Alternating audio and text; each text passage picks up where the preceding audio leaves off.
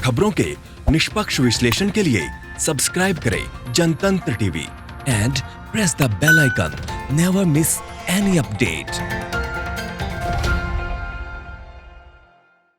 नमस्कार, स्वागत है आपका हमारे इस खास बुलेटिन में। मैं हूं आपके साथ अरण्या तिवारी। ये बुलेटिन खास इसलिए है क्योंकि शो में हमारे देश भर के रिपोर्टर्स हमारे साथ जुड़ेंगे जो अपने अपने राज्य के बारे में हर बड़ी खबर से आपको रूबरू कराएंगे।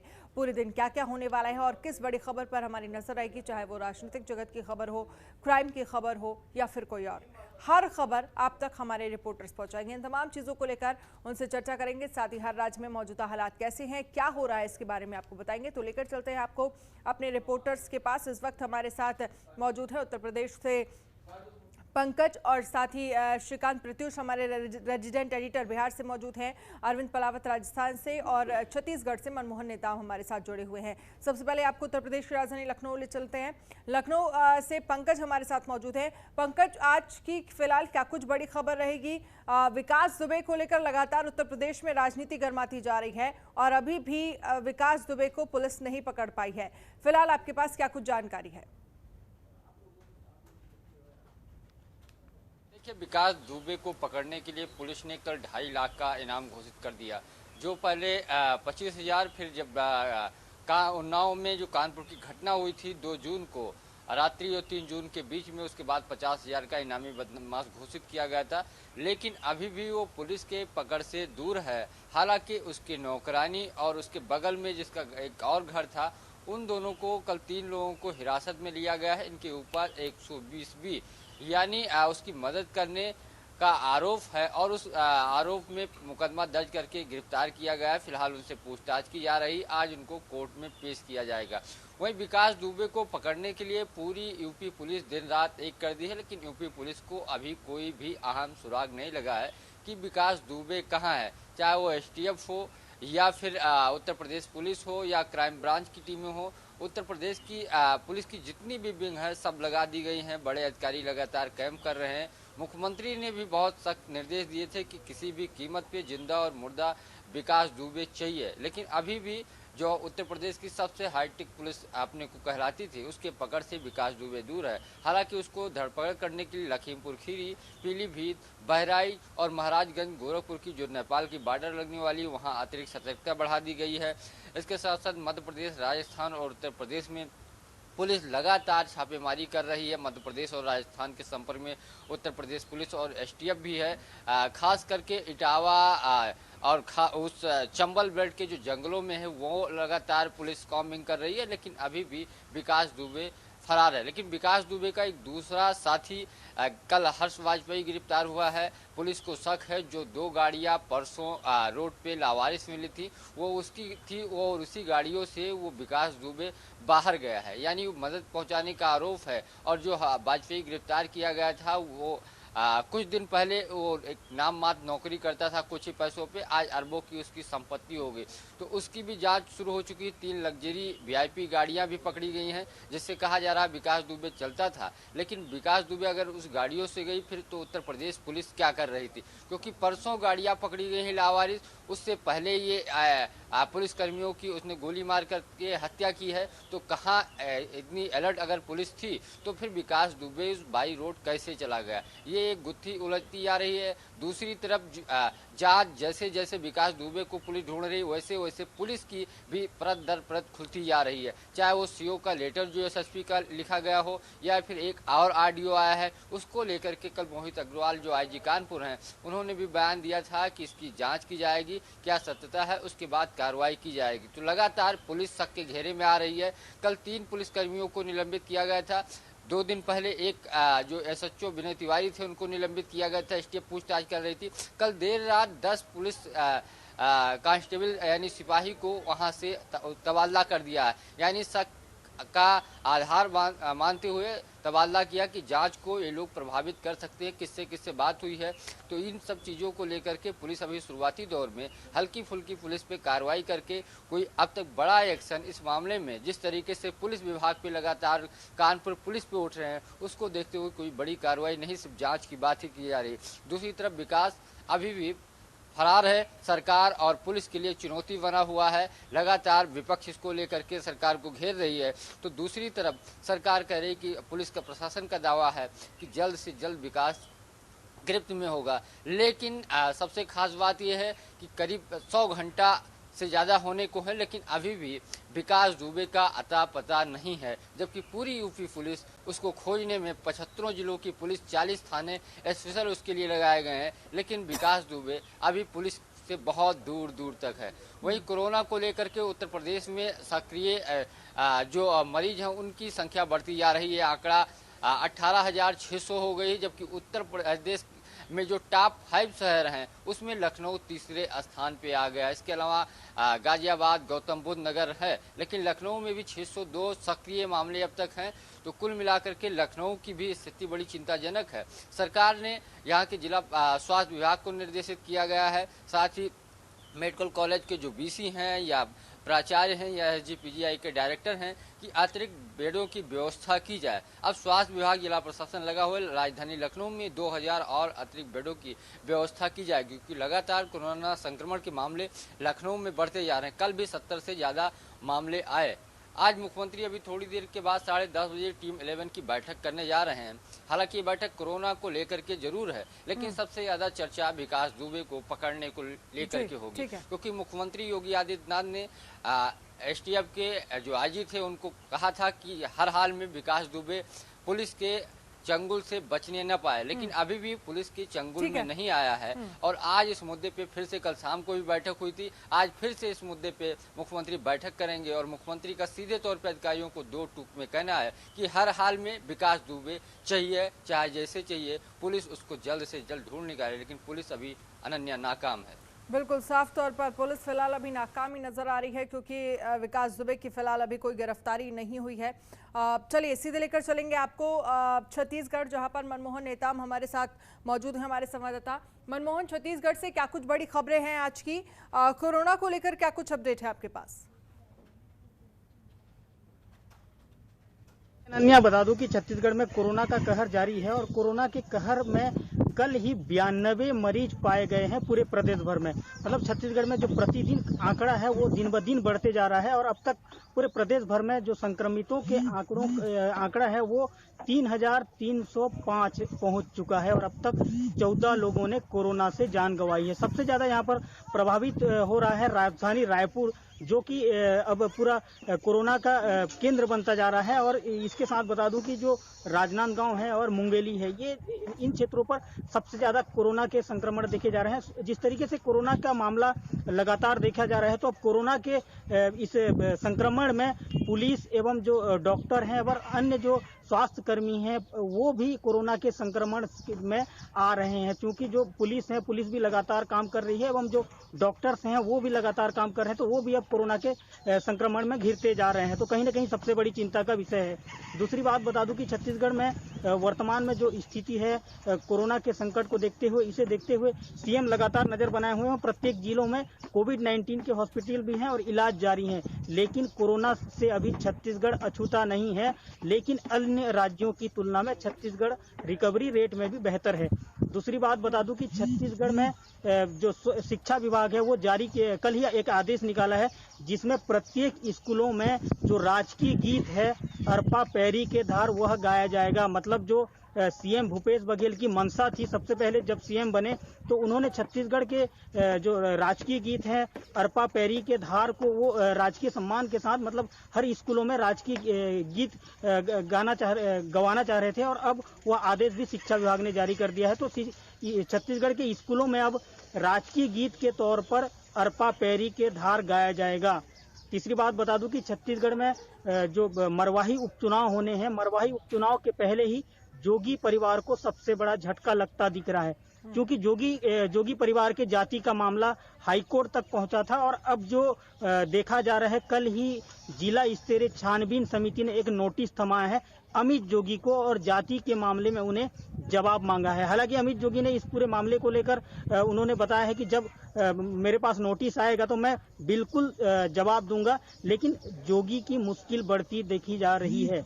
अगली बात बता दूं कि छत्तीसगढ़ में मौसम का मिजाज है और जिस तरीके से कल सावन का पहला दिन था और सावन के पहले दिन ही झमाझम बारिश हुई, पूरे प्रदेश भर में जलमग्न हो गया और किसानों के चेहरे खिले। लेकिन अन्य जो क्षेत्र हैं वो नदी नाले उफान पर हैं और जिला मुख्यालय से संपर्क भी टूट गया है। बस्तर के कुछ ऐसे क्षेत्र हैं जहां पर नदी की बहाव में कुछ लोग बह भी गए हैं और जिनकी जान भी गई है। अगली बात बता दूं कि छत्तीसगढ़ में वर्तमान स्थिति में जो कोरोना संकट के बीच जिस तरीके से बसें शुरू हुई है, कल से परसों से बसें शुरू हुई है, लेकिन जो बस संचालन किया जा रहा है यात्री नहीं दिख रहे हैं, क्योंकि यात्रियों को डर है कोरोना की। और जिस तरीके से अभी जो बस संचालक हैं वो उनमें मायूसी देखी जा रही है। कहीं ना कहीं जो लोग हैं वो कोरोना के डर से कहीं निकल नहीं रहे हैं, जिसके कारण यात्री अब बस में सफर करना बिल्कुल रिस्क लेना नहीं चाह रहे हैं। अगली बात बता दूं कि छत्तीसगढ़ के जो बीजेपी के कद्दावर नेता हैं नंद कुमार साय, वो बीजेपी पर ही यहाँ पर एक सवाल दाग दिया है। और वो जिस तरीके से विष्णुदेव साय यहाँ पर प्रदेश अध्यक्ष बने हैं, तो नंद कुमार साय ने एक सवाल के जवाब में कहा है कि प्रदेश में जिस तरीके से कांग्रेस की सरकार है तो बीजेपी को मजबूत स्थिति में विपक्ष की भूमिका निभानी पड़ेगी। मतलब साफ तरीके से बीजेपी में कहीं ना कहीं यहाँ पर उठापटक चल रही होगी, क्योंकि जो नंद कुमार साय है वो आदिवासी बाहुल्य क्षेत्र से आते हैं और आदिवासी नेता हैं, तो वो यहाँ पर अपने ही पार्टी पर सवाल खड़े कर रहे हैं कि यहाँ पर जो विपक्ष की भूमिका निभानी है तो दमखम के साथ निभानी पड़ेगी। और अगली बात बता दूं कि छत्तीसगढ़ में जिस तरीके से अभी बारिश शुरू हो गई है और बारिश शुरू होने के पहले कल ही पंचायत विभाग के मुख्य सचिव वो जिले के आला अधिकारियों का बैठक लिया और जो धान खरीदी केंद्रों में जिस तरीके से चबूतरा निर्माण हो रहा है 15 जुलाई तक उन्हें बनाने का निर्देश दिया है। 15 जुलाई लगातार नजर बनाए रखिए, आगे भी आपसे अपडेट लेंगे। और भी तमाम राज्यों से हमारे रिपोर्टर्स हमारे साथ जुड़े हुए हैं जिनसे हम लगातार बातचीत करेंगे। वक्त एक छोटे से ब्रेक का, फौरन हाजिर होंगे। ब्रेक के बाद आपका स्वागत है और आइए आपको सीधे लेकर चलते हैं बिहार, जहां पर हमारे रेजिडेंट एडिटर श्रीकांत प्रत्युष मौजूद हैं। और श्रीकांत, बिहार से क्या कुछ बड़ी खबरें हैं आज की, और साथ ही कोरोना को लेकर आपके पास क्या कुछ अपडेट है?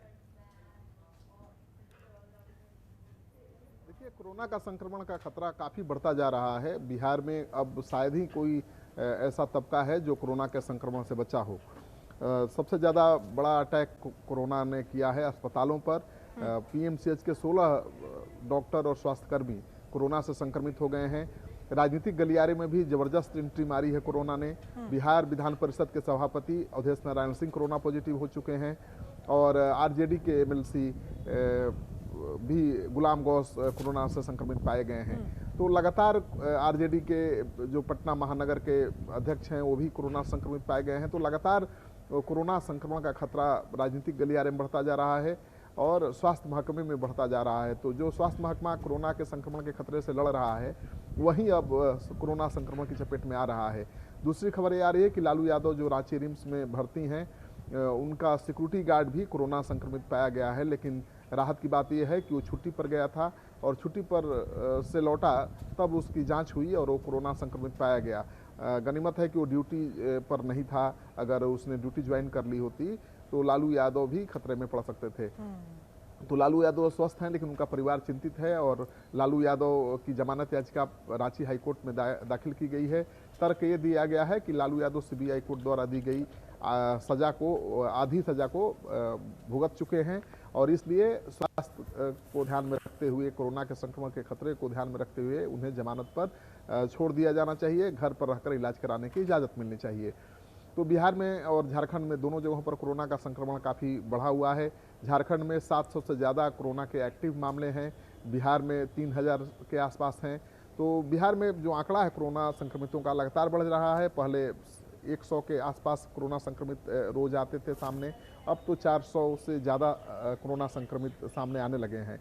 ये हाल तब है जबकि बिहार में मुख्यमंत्री ने टारगेट सेट किया है 10,000 कोरोना सैंपल की जांच की, लेकिन अभी तक 5,000 से ज़्यादा नहीं हो पा रहा है। फिर भी ये रफ्तार है। अगर और जांच बढ़ाई जाए तो मुझे लगता है कि और ज़्यादा खतरा सामने आएगा।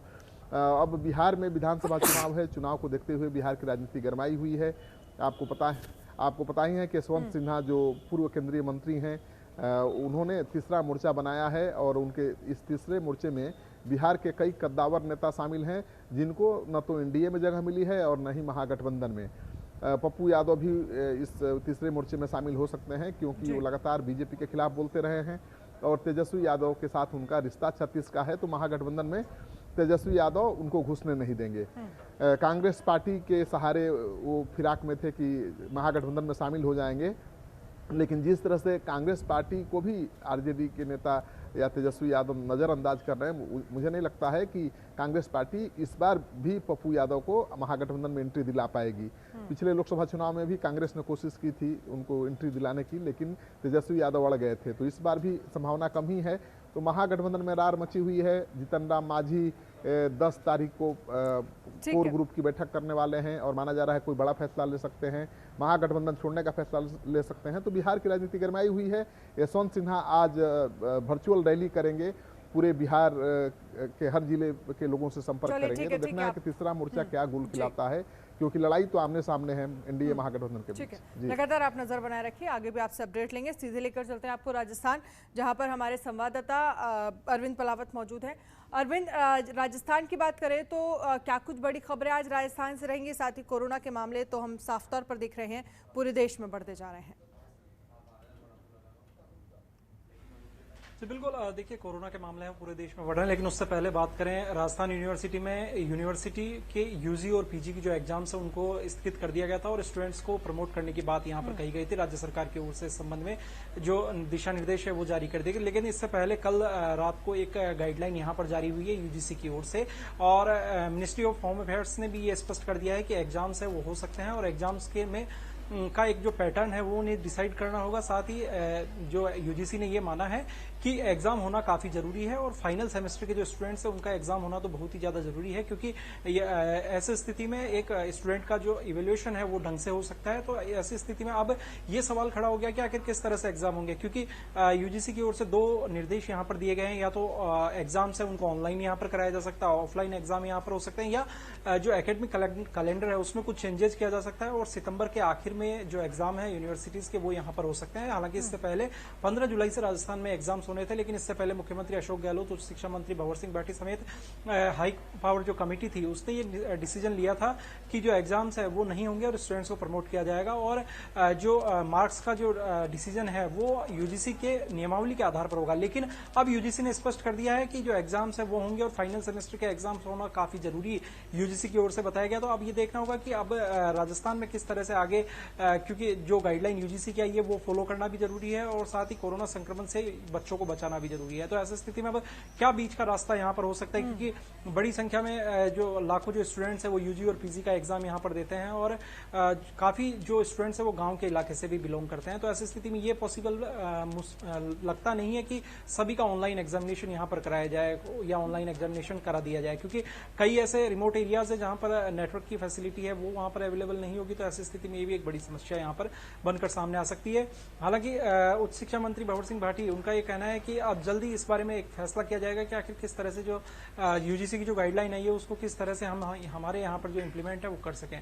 साथ ही यदि कोरोना की बात करें तो राजस्थान में कोरोना का जो खतरा है वो लगातार बढ़ रहा है और पिछले 2 दिन से 500 से ज्यादा जो मामले हैं वो यहाँ पर मिल रहे हैं। पहले 623 मामले मिले और कल बीते 24 घंटे में 524 मामले यहाँ पर मिले। एक बड़ा आंकड़ा राजस्थान में कोरोना पॉजिटिव पेशेंट्स का दिखाई दे रहा है, लेकिन उससे भी बड़ी एक चिंता की बात यह है कि जिन जिलों में अब कोरोना के बड़े मामले जो सामने आ रहे हैं तो उसमें एक बड़ी चीज है कि जो छोटे जिले जहाँ की आबादी कम है वहां पर बड़ी संख्या मामला सामने आ रहे हैं। जैसे पाली की बात करें तो बीते 24 घंटे में 80 मामले सामने आए, इसके अलावा भरतपुर में 65 मामले सामने आए। तो ये एक बड़ी चिंता यहाँ पर दिखाता है, क्योंकि लगातार यदि इसी तरह के आंकड़े बढ़ते गए तो पिछले 4 महीने में जहां पर 20,688 जो केसेज हैं, करीब 20,500 केसेज आए, तो यदि यही स्थिति रही तो आने वाले 2 महीने के अंदर 40,000 से ज्यादा केसेज जो है वो राजस्थान में होंगे और एक्टिव केसेज की संख्या लगातार बढ़ रही है। पहले एक्टिव केसेज जहां पर 2500 के आसपास थे पिछले सप्ताह तक, वो अब बढ़कर के करीब 4,000 के आसपास पहुंच चुके हैं। तो एक्टिव केसेज की संख्या में बढ़ोतरी होना भी अपने आप में एक बड़ी चीज है, क्योंकि यदि एक्टिव केसेस बढ़ते हैं तो कहीं ना कहीं जो परेशानी है वो यहाँ पर काफी ज्यादा हो सकती है। चलिए ठीक है